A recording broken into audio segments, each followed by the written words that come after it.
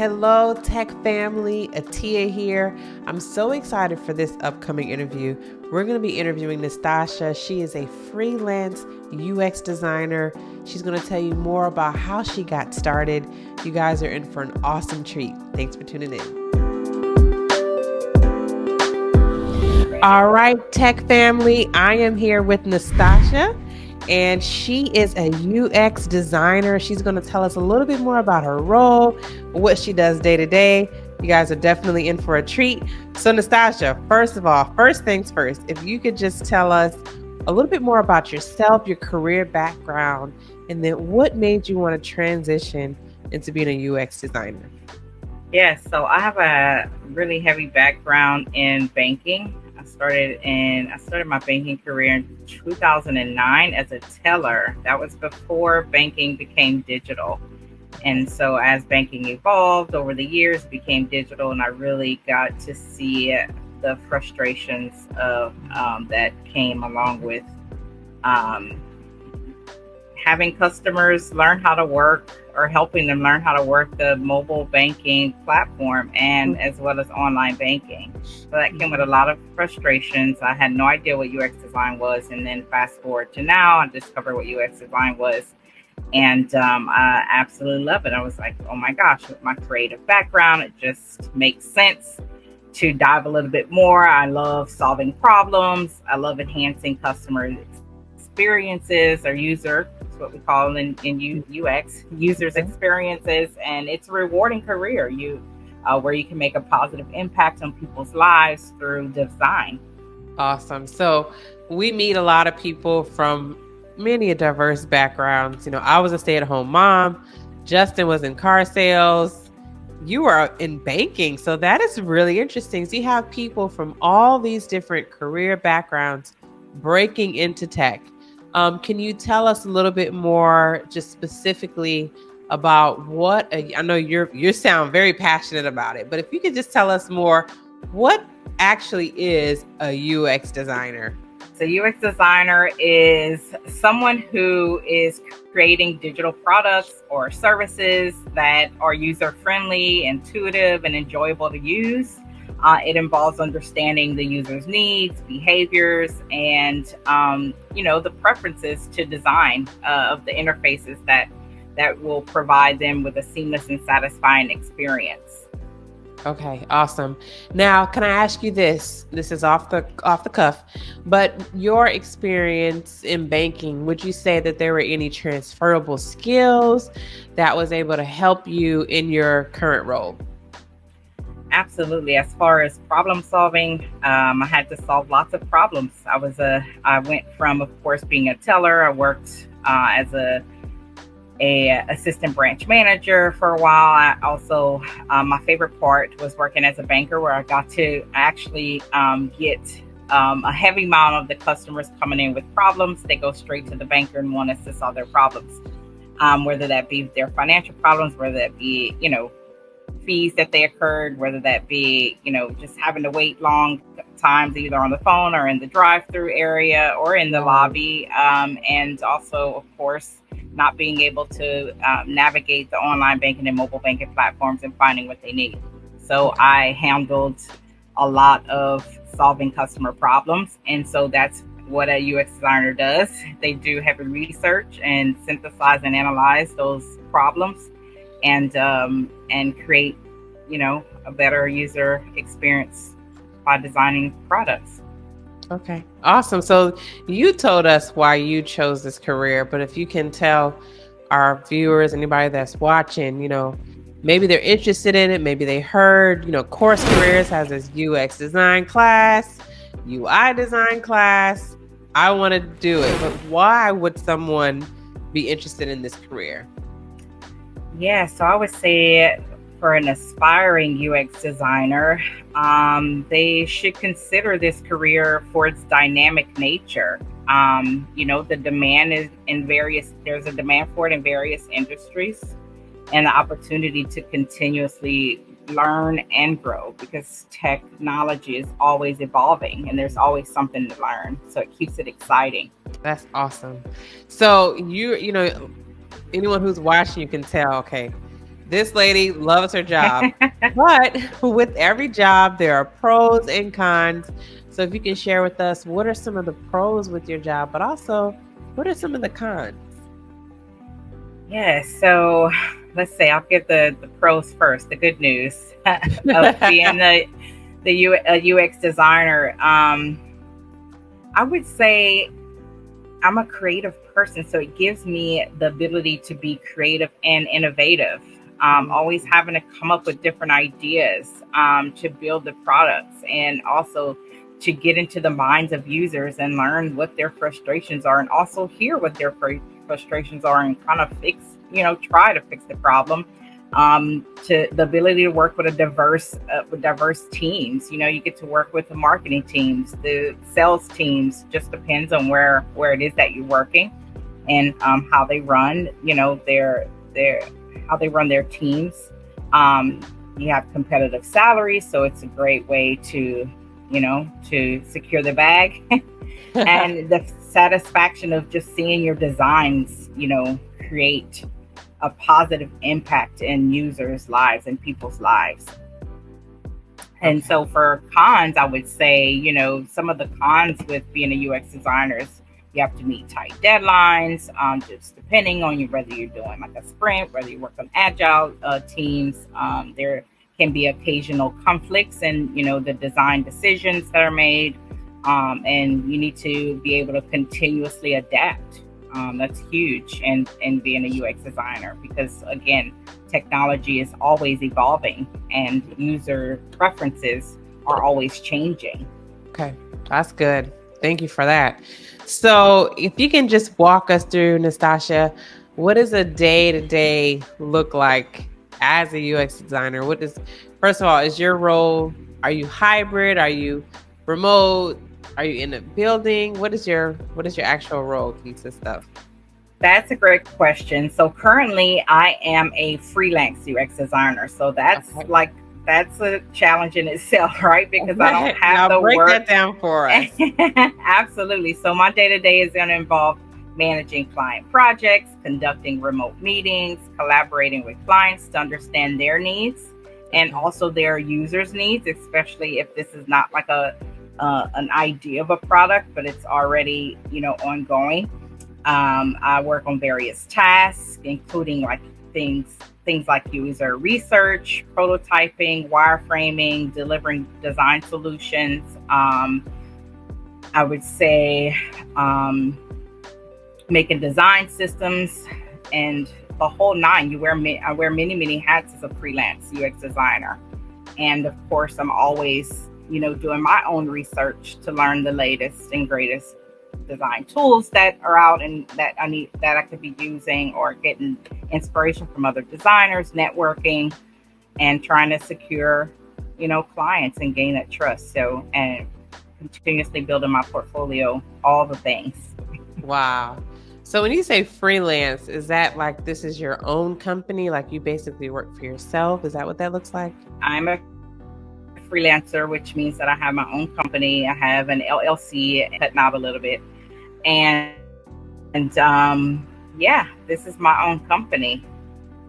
Wow. So that's amazing, because here you have a tech role that anyone can start off in. I'm sure you're going to tell us a little bit more about that journey into it. But once you get into it, you have the capacity to create your own business around your role. That is very cool, Nastasja. That's another pro, and also could be a con, because for someone like me, it could be looked at different ways. So some people may think that I don't have the finances to be able to maybe quit my 9-to-5, or if I'm not working, I need to work so that I can pay my bills. So I don't know about the freelance thing, but then you also get the flexibility. You can pick and choose, how much you'd like to make and what your worth is, and it's fun. You learn a lot, so I enjoy it. That is awesome. So did you start off always as freelance? Were you with the company and then decided, you know what, I want to do my own thing, I want my own company, then you branched out? Like, how did you get from being, or if you can just fill in the gaps for us, how did you get from being, a banker to having your own business as a UX designer? Yes, that's such a great question. So, from my banking job, I went into, I upskilled and I earned a Google project management certification. I love solving problems again, so I, wanted to do project management, and I landed a role from a referral at this company called the Mom Project. It was right up my alley. What the Mom Project was doing was mission based. I loved it. And this role was actually for a talent acquisition coordinator. And I thought, let me go read the job description, because this is not something that I want to do or that I saw myself doing. And it kind of sounded like, I can use my project management skills to, manage projects behind the scenes. I also get to learn what happens behind the scenes of the hiring process. So yes, I'll take this job. And I got the job. And this company is also the company that I got the scholarship from to earn my Google certification in the project management. So they also had UX design as one of the certifications that you could get the scholarship for. And while I was working there, I got to do free classes. So I took up UX design, and that's how I discovered UX design. And so I was laid off from this job at the Mom Project. I was devastated because I really, really loved working there in the company and the flexibility that I had, and the money that I made. I had made more money than I ever did before. And I was laid off from that job, and I secured another job 2 months later as a talent acquisition coordinator at an autonomous trucking company. Increased my salary by $20K. I was able to negotiate. I had never negotiated before until this job. And I was laid off from that job 2 months later, right before Christmas. And so I was like, what is next for me? I just finished my Google UX design certification, and, networking and doing all the things and fixing my resume and having someone look over my resume and working on my portfolio and reading all these, comments on LinkedIn from senior UX designers who had already gotten to where they're at, right? They're senior, talking about how we need to work so hard and what they're not seeing and doing. And it was so overwhelming. So I took a break. I'm like, I'm not applying for no more UX design jobs. I'm just going to network and attend, maybe like some design challenges and do all the things to build up my portfolio. And so a few people that I worked with were like, man, you are so good at this, that, and the third. And I thought, well, I've been really designing and learning how to code since, MySpace and all that, where you would design your page and you had to code. You really had to code, So I've really been doing it. And I've always been this creative person, I've always been a creative person, always with these big brand ideas. So I thought, why don't I just give it a shot? I have nothing to lose. and go and do. So I secured a few projects that were paid and building my portfolio, and I'm just doing the thing. Wow. So what an amazing story. Really, like, as I'm listening to your story, Nastasja, I hear like resilience. So Yes, you were absolutely. someone you were laid off twice. And the sad thing is, in the market we're in right now, layoffs is a common occurrence. But you were someone who said, you know what, I'm not going to let this layoff, you may not have said it initially, but eventually somewhere down the road, you were like, you know what, this is going to be an opportunity for me to have my own business. And so you had a certification, you did a certification, and most people just take the certification and go get a job. You took the certification and started your own LLC. Girl, my hat goes off to you. That is amazing. And that is just one of the things we've seen when it comes to really breaking into tech. That's everybody's talking about breaking into tech. It's not easy, right? Right. Even myself, I started off with the entry-level job. I'm still in the entry-level job. That wasn't easy. All I had was a certification. I did have a very, robust work history, which I was able to use transferable skills. That's why I asked you about that. because you may be watching this and you may be like, you know what, I'm creative and I'm innovative, but I don't have the skills that it takes. Well, there's so many jobs where you will get transferable skills that would just segue perfectly into this space. Absolutely. So don't let the lack of experience hinder you at all. Just look at Nastasja's life. She has her own business now as a UX designer, and she started off at Chase, so it's like, really the possibilities are endless. So if you can just leave our community with something before we go, we'd love to just hear just some final thoughts from you. Absolutely. So I would say if you are an aspiring UX designer, if this is something that you want to do, just do it. Like Nike, just do it. Take risks. You're going to have to take many, many risks as a UX designer. Set your boundaries and then go for it. Start networking, start, thinking about your future as a UX designer, and start claiming your projects, claiming the work that you're going to do. You're already great at what you do. I know that imposter syndrome starts kicking in.